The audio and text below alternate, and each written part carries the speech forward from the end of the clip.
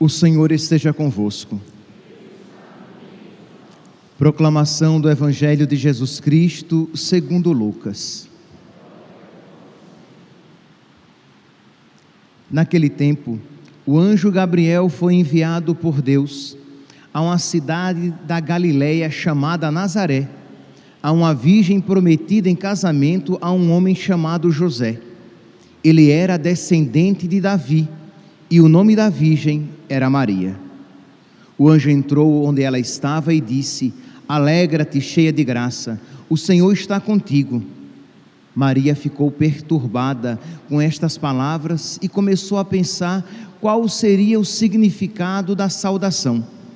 O anjo então disse-lhe: Não tenhas medo, Maria, porque encontraste graça diante de Deus.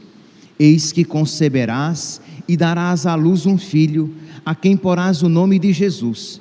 Ele será grande, será chamado Filho do Altíssimo, e o Senhor Deus lhe dará o trono de seu pai Davi. Ele reinará para sempre sobre os descendentes de Jacó, e o seu reino não terá fim. Maria perguntou ao anjo: Como acontecerá isso, se eu não conheço homem algum? O anjo respondeu: O Espírito virá sobre ti, e o poder do Altíssimo te cobrirá com sua sombra. Por isso, o menino que vai nascer será chamado Santo, Filho de Deus. Também Isabel, tua parenta, concebeu um filho na velhice. Este já é o 6º mês daquela que era considerada estéril, porque para Deus nada é impossível. Maria então disse: Eis aqui a serva do Senhor, faça-se em mim segundo a tua palavra. E o anjo retirou-se. Palavra da salvação.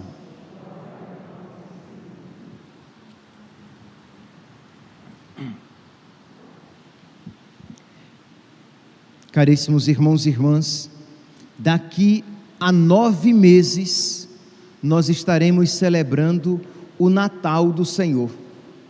Por isso então que neste 25 de março, 9 meses antes do nascimento de nosso Senhor, nós celebramos a sua entrada no mundo, a sua chegada ao ventre da Virgem Maria, a anunciação da nossa salvação. Por isso que é solenidade, é por isso que nós celebramos com toda alegria, porque hoje a salvação do mundo chega para nós, entra neste mundo. Pois bem, então qual é o mistério que nós estamos celebrando no dia de hoje? Nós estamos celebrando a entrada da salvação no mundo, a obediência do Filho de Deus. Sim, porque se nós estamos celebrando a salvação, nós estamos celebrando o mistério da obediência, já que a condenação, a morte, o pecado entraram no mundo por causa de uma desobediência. São Paulo diz: pela desobediência de um homem, o pecado entrou no mundo. Pela obediência de um homem, o Filho de Deus, a salvação entra no mundo. Então é este mistério da obediência que nós estamos celebrando, e é por isso que é tão importante que nós apliquemos na nossa vida. Nós daqui a pouco iremos ver em que deve consistir então a nossa aplicação prática deste mistério celebrado.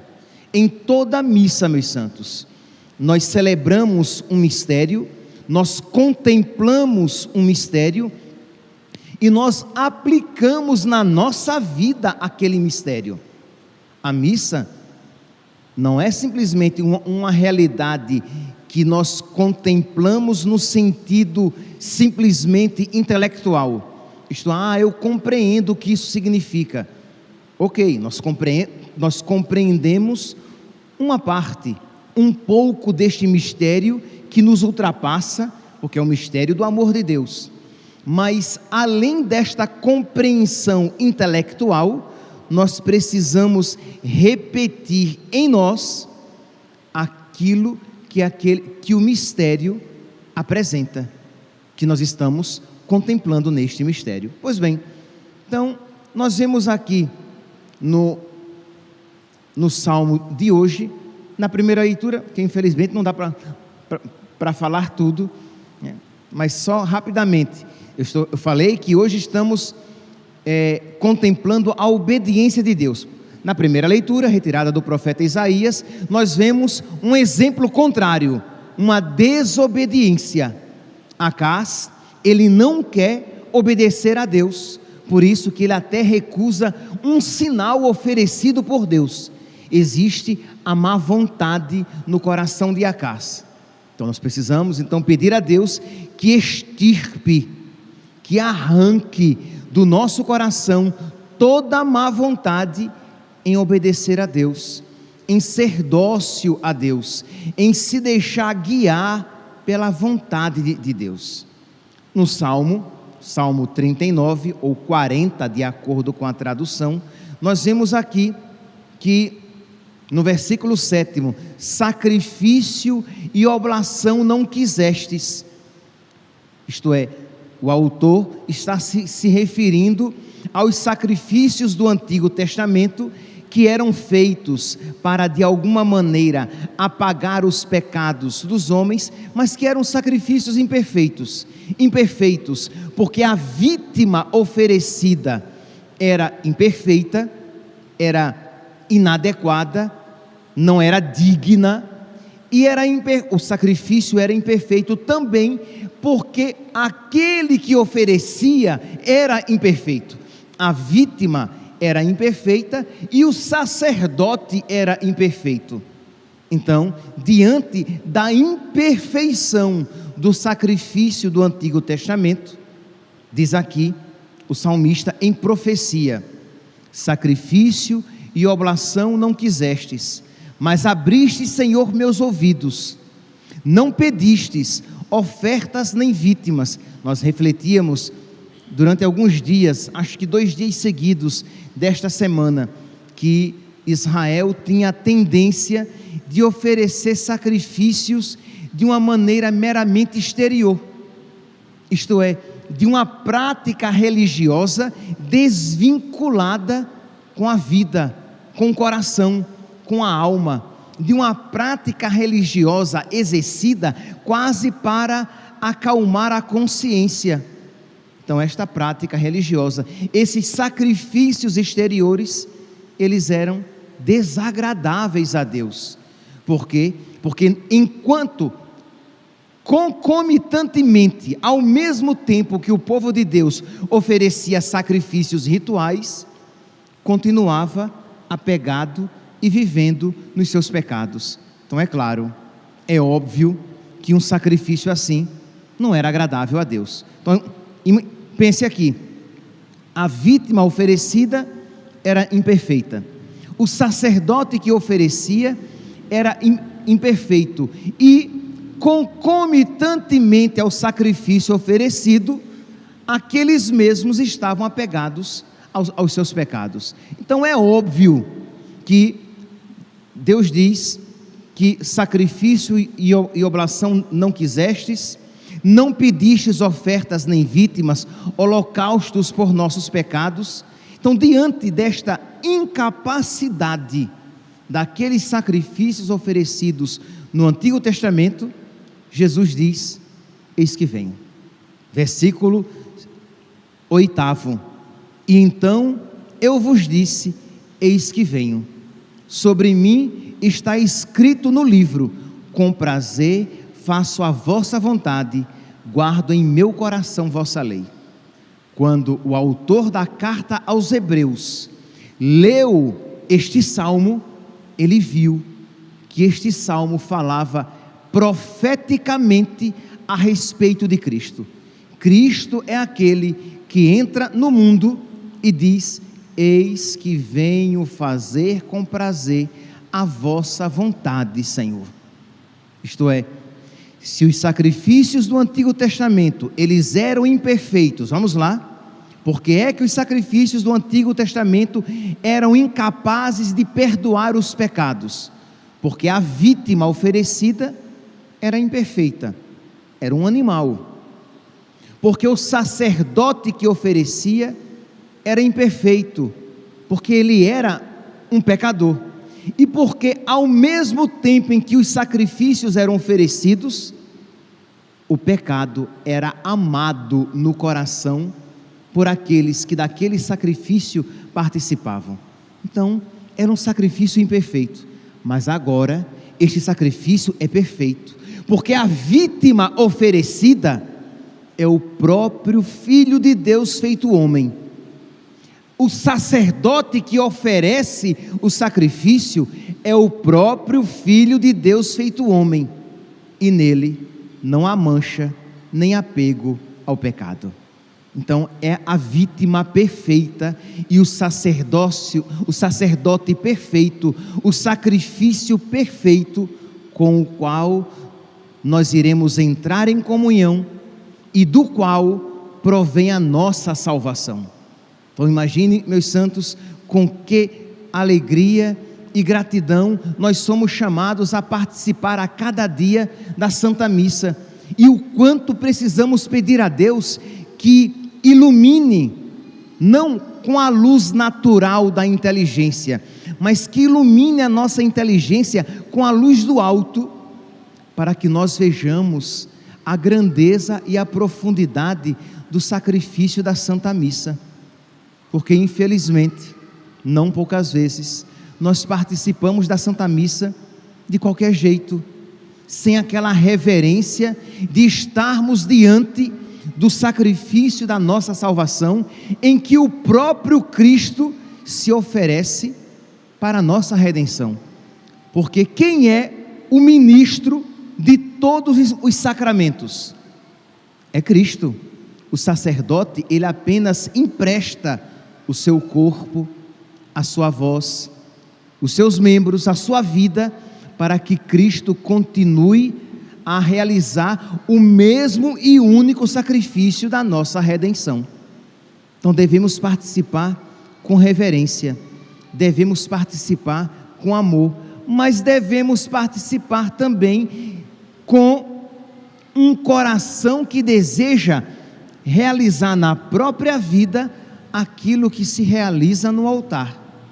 Imagine, meus santos, alguém que entra na fila da comunhão para receber Jesus Cristo, para participar deste sacrifício, para fazer comunhão deste sacrifício, sem querer também se oferecer, sem querer se unir existencialmente a Cristo que se oferece. Vai ser um sacrifício simplesmente externo a nós. Então, participar da Santa Missa é suplicar a Deus a graça de que aquela obediência que foi perfeitamente presente no seu coração, que foi abundante na sua vida, esteja presente também nos nossos corações. Que Ele, o obediente, nos ensine a ser obedientes também. E que Ele, que se ofereceu totalmente a Deus, e se ofereceu com alegria, não se ofereceu reclamando, lamentando, apegado à própria vida, mas eis que venho fazer com prazer a vossa vontade, Senhor. Que nós também nos ofertemos a Deus com prazer, e isso, meus santos, só se Deus nos conceder o seu Espírito. E isso só se Deus nos conceder a sua graça, porque nós por nós mesmos somos incapazes de fazer bem uma obra boa. Nós somos incapazes de fazer qualquer obra boa, e mais incapazes ainda de fazer bem a obra boa que estamos fazendo.